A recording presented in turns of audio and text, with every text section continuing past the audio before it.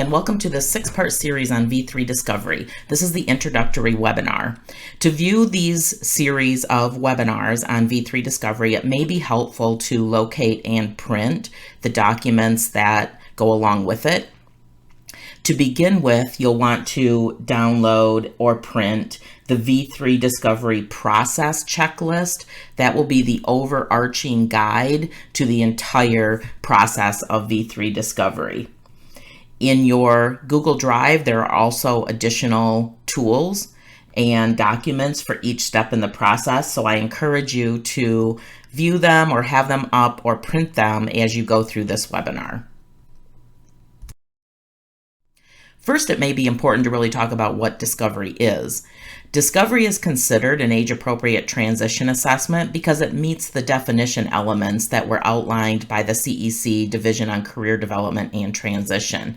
Discovery is an ongoing process. It's a process of collecting information on an individual's needs, preferences, and interests as they relate to the demands of both current and future working environments, educational, living, and personal and social environments. The core elements of the discovery process are: one, it is a qualitative rather than a quantitative approach to identifying a student's, or what we would title a job seeker's, strengths, needs, and interests in order to match those strengths, needs, and interests or contributions to employment to the needs of potential employers. The assessment includes a series of steps that include records review, a series of interviews and surveys with individuals who know the job seeker best. It's heavily loaded in observations, observations of the student when the student is at their best, when the student is in unique or new environments or situations. And so that allows the assessor to be gathering information on that job seeker's strengths, needs, and interests in order to make that match to employment. It also includes really participating with the job seeker. So in various environments, especially related to employment, the assessor is participating with the job seeker, again, in order to lift out those strengths and skills and contributions that job seeker may have to a potential employer.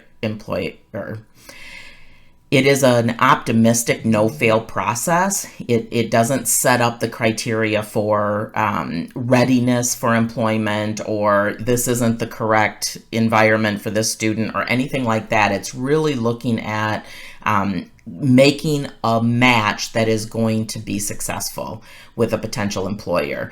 And to do that, you have to identify those ideal conditions for this individual relative to employment.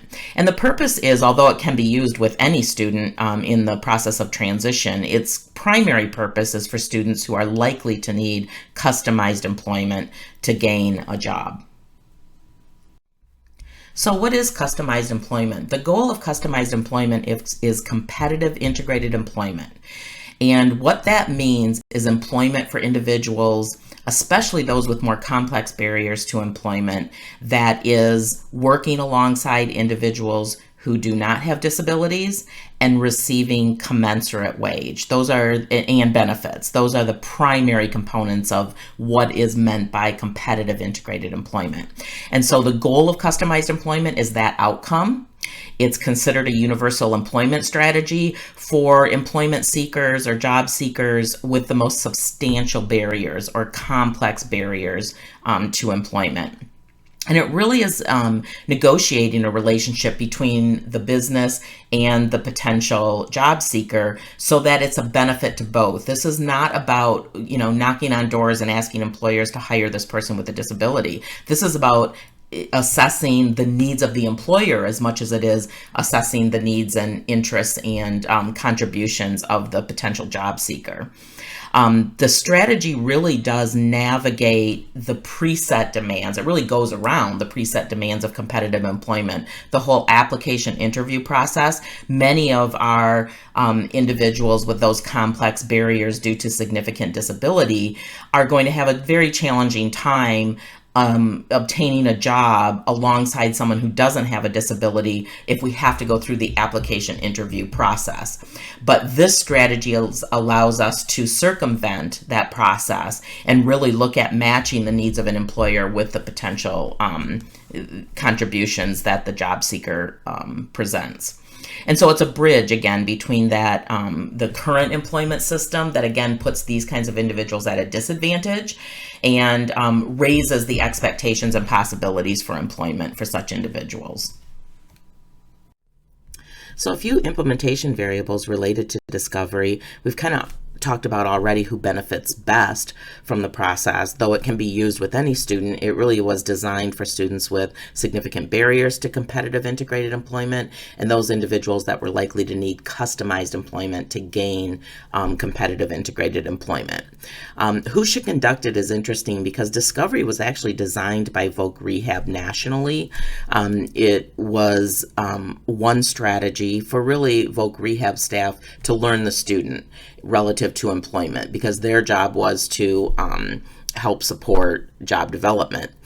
As we've moved into more seamless transition activities where the schools are taking on a bigger role, especially as we look at the research that paid employment before exit is highly correlated to paid employment post-exit. So that means those of us in transition in the school systems are becoming job developers in that way. And so we've really moved that process of discovery down into the school system. So it really should be conducted as a team. Certainly the special education teacher may take the lead for the process, but other folks at school and supporting agencies like Michigan Rehabilitation Services may be part of the process in conducting and gathering the data for the discovery process. We get this question all the time, how long does it take to do? And again, depending on, it should be an ongoing process, right? So to do seems weird because we should continually be gathering data and helping inform that assessment. But from the Voc Rehab end, in order to fund that, they kind of had to put some numbers on it. So really the developers using the Fidelity Scale indicate that a quality discovery process probably takes somewhere between 24 and 60 hours, averages around 40, and should be conducted over 12 to 15 weeks. We really recommend from the school end that as the student is turning 14 and you're starting to talk about preparing for having a transition plan in place at 16, that you start talking about, does discovery make sense in terms of inappropriate assessment? And if so, let's start gathering that information. And so we may be doing discovery over a longer period of time, which may result in more hours. And again, that lends itself to when should it be done. It is an ongoing process. So whenever you start is a good time to start. We recommend, as kids are coming again into 14, that you would start thinking about that then. But there's no time too late to begin discovery. And then it should be an ongoing process of gathering data. And these are the resources that we used in developing our version of discovery. Again, we didn't design discovery, and so you can see that the process has been used in many areas. But we primarily built our version of discovery after the collaboration on discovery and innovation at the University of South Florida, which was led at the time by Neela Benito. We also used a lot of resources from Griffin and Hammes and Mark Golden Associates and Michael Callahan, and some resources also from the University of Montana's Rural Institute on Discovery by Ellen Condon.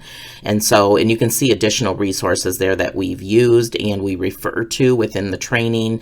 NTACT having a lot of resources available and webinars and things if you're interested in more information on the process of discovery. So we encourage you to seek out these resources if you're looking to enhance your discovery process in your own district or ISD. So what is discovery? Of course, it's considered an evidence-based transition assessment. It's focused on integrated employment. That's what we're focused on, is that students are working alongside of individuals who do not have disabilities and that they are making minimum or the equivalent wage for that particular job. And so this is the process that we would utilize in order to prepare for employment in those kind of settings. Again, often for those individuals who have the most complex barriers to employment. It can be considered an in-depth study of one. That's really what it is. It's really an alternative to some of those assessments that compare students against other students.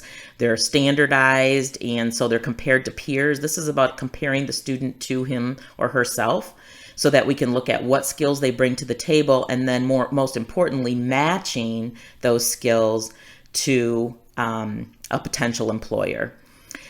And as mentioned previously, it does align with the principles of self-centered planning, person-centered planning, and self-determination. And so if you see the black box there, I think we use this as one example of what really is discovery. And if people look closely, some people will see the words black cat written sideways. If you look very closely, you will see that you will actually see a black cat. And it's the moment that you actually see the black cat that people go, oh, I never noticed it that way. I didn't see it. Now I can't unsee it.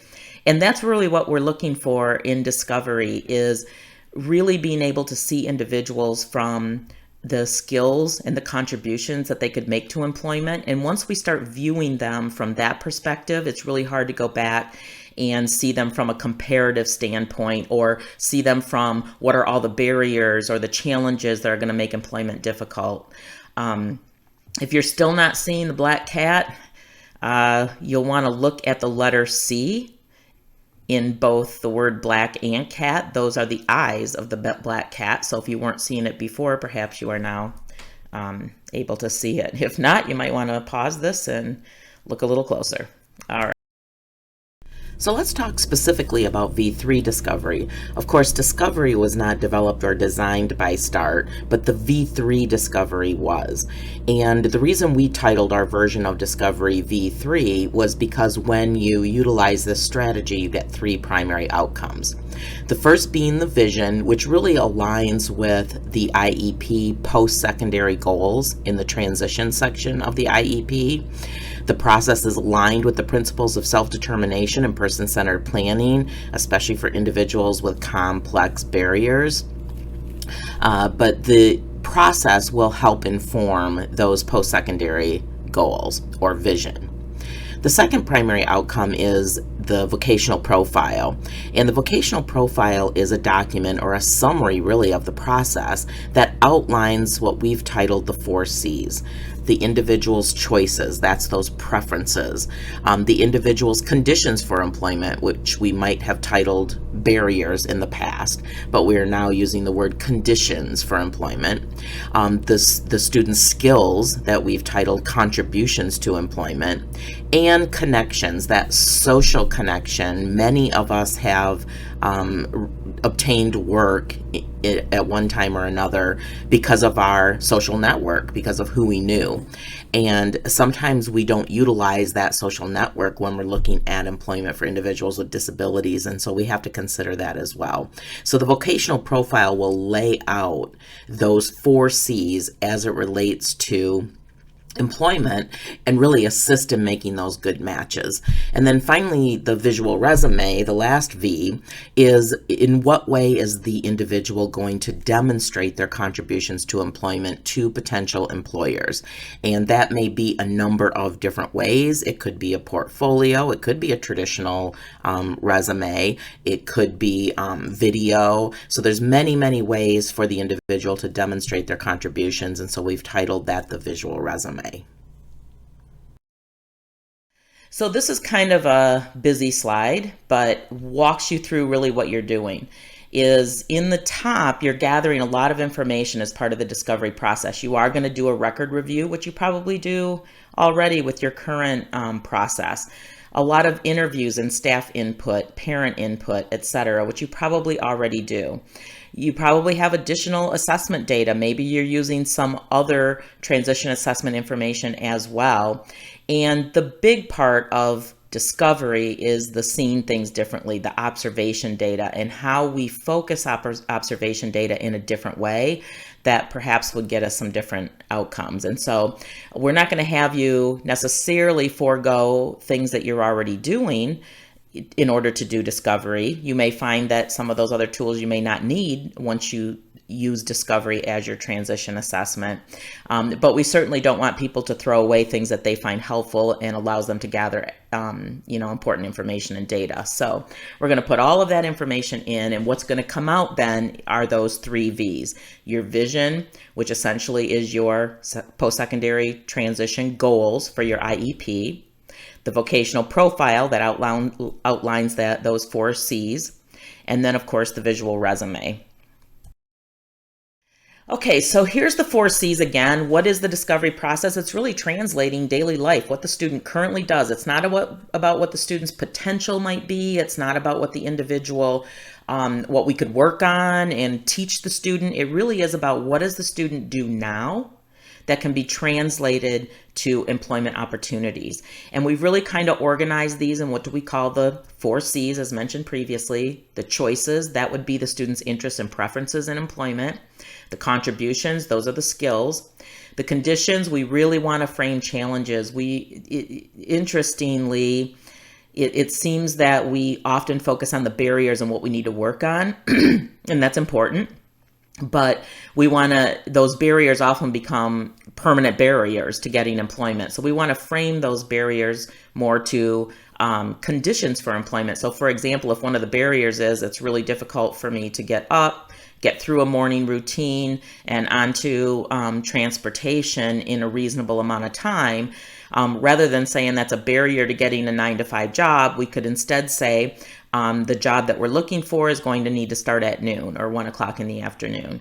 And so we really want to frame those challenges or barriers to the conditions for employment. And then, of course, the connections or the social capital. Most of us have gotten at least one job in our life based on who we knew. We knew somebody who knew somebody else who had a job opening, and we used that social capital in order to access a job. But often we don't see that happening with individuals with disabilities. And so we want to use that social capital as a way to access some employment opportunity. So these are the 5 steps of discovery. You will see if you pull out if you printed the checklist, you can pull out the checklist now. This is a screenshot of the first page of the checklist, which is the first step. And then we're going to walk through all 5 of the steps, starting with step 1, which would be the preparation for actually conducting the process. These are some additional tools that are available if you're interested. We do have a sample calendar that follows the school year. Again, if you are, the student is turning 14 during this IEP year and you're looking forward to preparing and planning for that transition plan that needs to be in place at 16, you may have a year and a half to complete discovery. But if you want to take a full year, this kind of lays out what things you might be doing during each of those months. In addition, we have an action plan. It's helpful because there's lots of activities that happen within discovery, and so to have a master action plan that lays out who's doing what and when is helpful. And then you can, cross off as you're getting things done so you can see your progress as well. So that concludes the introduction to the V3 discovery process.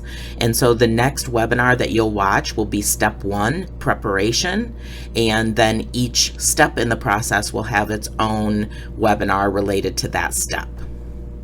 Thank you so much for your time.